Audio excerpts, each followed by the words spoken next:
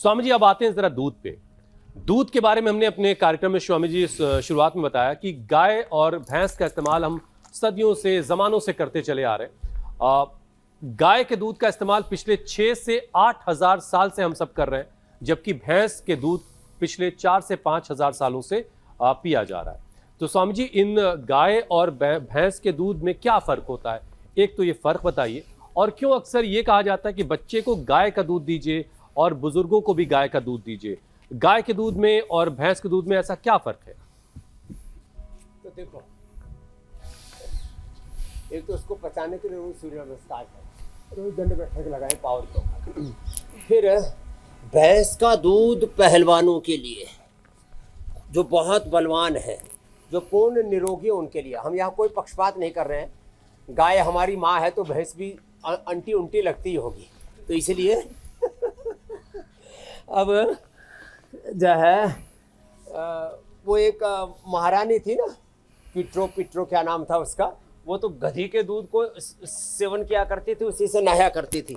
जो गधी हमारी आज पीछे इधर, ऐसे ना कुछ जीवों के प्रति भी घृणा पैदा कर दी है। जो डिस्क्रिमिनेशन है ना जीवों के बीच में, वो भी अच्छा नहीं है। तो हम बिना किसी डिस्क्रिमिनेशन के आज बात कर रहे हैं। और देखो, पहलवानों के लिए और जो बहुत बलवान है, निरोगी है, जिनकी काया, वो भैंस का दूध पिए, कोई दिक्कत नहीं, भैंस का घी खाए।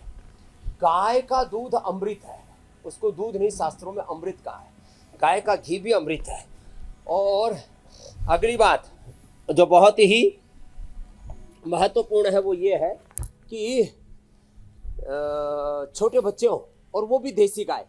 देसी गाय में A2 मिल्क होता है, और जो जर्सी विदेशी हॉस्टन गाय होती है ना, उसमें स्वामी जी बहुत सारे लोगों को वो बात थोड़ी सी और मैं डिटेल बता दूं। लंबे समय तक लेने से आदमी बीमार होता है, कमजोर होता है। जो गधी के दूध का आप जिक्र कर रहे थे, मिस्र की महारानी किसी जमाने में 700 गधी के दूध का इस्तेमाल वो करती थी, क्योंकि वो दूध जो है उनकी खूबसूरती को बनाए रखने में, उसे निखारने में बड़ा कमाल का काम करता था, जिसकी तरफ आप इशारा कर रहे हैं। क्लियोपैत्रा, बताया जाता है कि बहुत बेइंतहा खूबसूरत होती थी वो।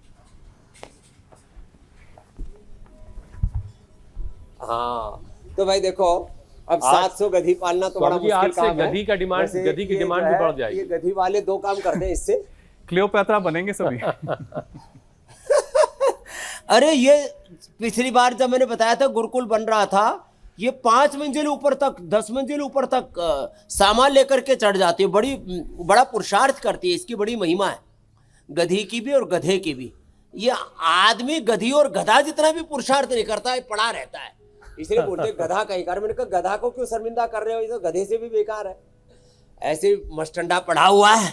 तो खैर, गाय का दूध मैं बता रहा था, जो पुंगनूर गाय है ना, इसका दूध तो भैंस से भी ज्यादा ताकतवर और सात्विक होता है, बड़ी उसमें। और बकरी का दूध, ये तो फैटी लिवर सिरोसिस, हेपेटाइटिस, पेट की बीमारियों के पाचन तंत्र के लिए परम औषधि है। फिर उसको हम खाना क्या दे रहे? महात्मा गांधी जी कहते अपनी बकरी को बादाम खिलाया करते, बढ़िया बढ़िया आहार दिया करते। तो सादगी ठीक है, लेकिन महात्मा गांधी जी जो है, वो जो दूध पिया करते थे बकरी का, उस बकरी को बहुत अच्छा अच्छा खाना दिया करते थे। चलो बादाम भी खिला देते होंगे, बादाम है, चने हैं, ठीक है। आपको बादाम, अखरोट, काजू, किशमिश, मेवे, फ्रूट्स हजम नहीं होते तो बकरी को खिला दो और बकरी का दूध तुम पी लो, सारा पोषण मिल जाएगा। वो तो जो उसका सोर्स है ना, जिस पदार्थ को बकरी खा रही है, उसके सारे सूक्ष्म पोषक तत्व उसके दूध में आ जाते हैं। दूध में कोई हिंसा नहीं है। ये तो मामला स्वामी जी एक्सेप्शनल हो गया। चाहे गाय भैंस भेड़ बकरियों का, किसी का भी ना मांस आता है ना हड्डियां आती है। हड्डियां नहीं आती, कैल्शियम आती है। मांस नहीं आता, फैट आता है। किससे आता? फूड से फैट आता है। जो ये खाना खाते हैं, कार्बोहाइड्रेट को लाइपोजेनेसिस करके वो फैट में कन्वर्ट कर देती है।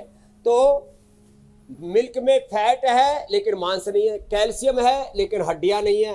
कोई भी जो है वो जीव का अंश वैसा नहीं है। वो पूरा का पूरा एक तरह से एक बहुत ही रिच कंपाउंड के साथ, food and medicinal rich compound के साथ एक बहुत ही अच्छा लिक्विड द्रव्य है। तो बकरी का दूध परम। स्वामी जी बकरी के दूध पे जरा सा एक चीज ये बताइए। फिर घी के साथ दूध में भी ये बात लागू होती है।